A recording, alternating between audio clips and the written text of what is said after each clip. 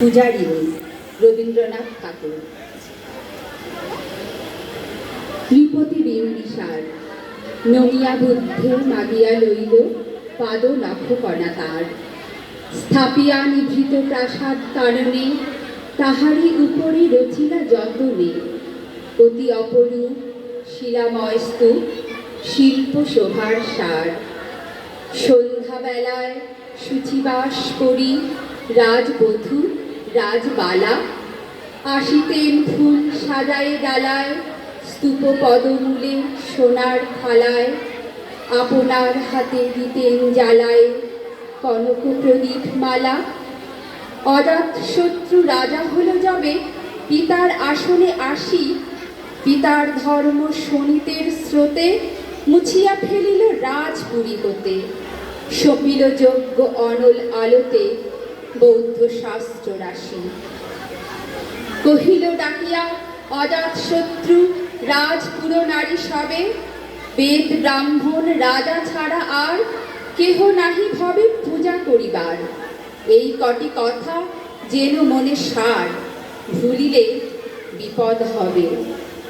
সেদিন শারদ দিবা অবসান শ্রীমতী নামে সে দাসী। পুণ্য শীতল সলিলে নাহিয়া পুষ্প প্রদীপ থালায় বাহিয়া। রাজমহিষীর চরণে চাহিয়া নীরবে দাঁড়ালো আসি। শিহরি সভয়ে মহিষী কহিলা এ কথা নাহি কি মনে। অজাত শত্রু করেছে রটনা স্তূপে যে করিবে অর্ঘ্য রচনা। শুলের উপরে মরিবে সে জানা অথবা নির্বাসনে। সেথা হতে ফিরি গেল চলি ধীরে বধূ অমিতার ঘরে। সম্মুখে রাখিয়া স্বর্ণ মুকুর বাঁধিতেছিল সে দীর্ঘ চিকুর। আঁকিতেছিল সে যত্নে সিঁদুর সীমন্ত সীমা পরে। শ্রীমতীর হেরি বাকি গেল রেখা কাঁপি গেল তার হাত। কহিল অবোধ কি সাহস বলে এনেছিস পূজা এখনই যা চলে। কে কোথা দেখিবে ঘটিবে তাহলে বিষম বিপদ পাপ। অস্তরবীর রশ্মি আভায় খোলা জানালার ধারে কুমারী শুক্লা বসি একাকিনী পড়িতে নিরত কাব্য কাহিনী। চমকি উঠিল শুনি কিঙ্কিনী চাহিয়া দেখিল দ্বারে। শ্রীমতীরে হেরি পুঁথি রাখি ঘুমে দ্রুত পদে গেল কাছে। কহে সাবধানে তার কানে কানে রাজার আদেশ আজি কে না জানে। এমন করে কি মরণের পানে ছুটিয়া চলিতে আছে।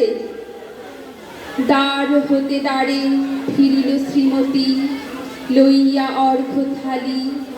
হে পুরবাসিনী সবে ডাকি কয় হয়েছে প্রভুর পূজার সময়। শুনি ঘরে ঘরে কেহ পায় ভয় কেহ দেয় তারে গালি। দিবসের শেষ আলোক মিলালো নগর সৌধ পরে। পথ জনহীন আধারে বিলি কলকোলাহল হয়ে এলো ক্ষীর। আরতি ঘণ্টা ধরিল প্রাচীন রাজ দেবালয় ঘরে। শারদিনীশির স্বচ্ছ তিমিরে তারা অগণ্য জলে। সিংহ দুয়ারে বাজিল বিষাণ বন্দিরা ধরে সন্ধ্যার তান। মন্ত্রণা সভা হলো সমাধান। দাড়ি ফুকারিয়া বলে এমন সময় হেরিলা চমকি প্রাসাদে প্রহরী যত। রাজার বিজন কানন মাঝারে স্তূপ পদমূলে গহন আধারে। জ্বলিতেছে কেন যেন সারে সারে প্রদীপমালার মতো।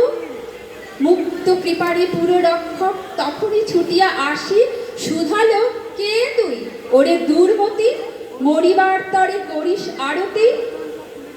মধুর কণ্ঠে শুনিল শ্রীমতী আমি বুদ্ধের দাসী। সেদিন শুভ্র পাষাণ ফলকে পড়িল রক্তলিখা। সেদিন শারদ স্বচ্ছ নিশীথে প্রাসাদ কাননে নীরবে নিভৃতে স্তূপ পদমূলে নিবিড় চকিতে শেষ আরতির শিখা। নমস্কার।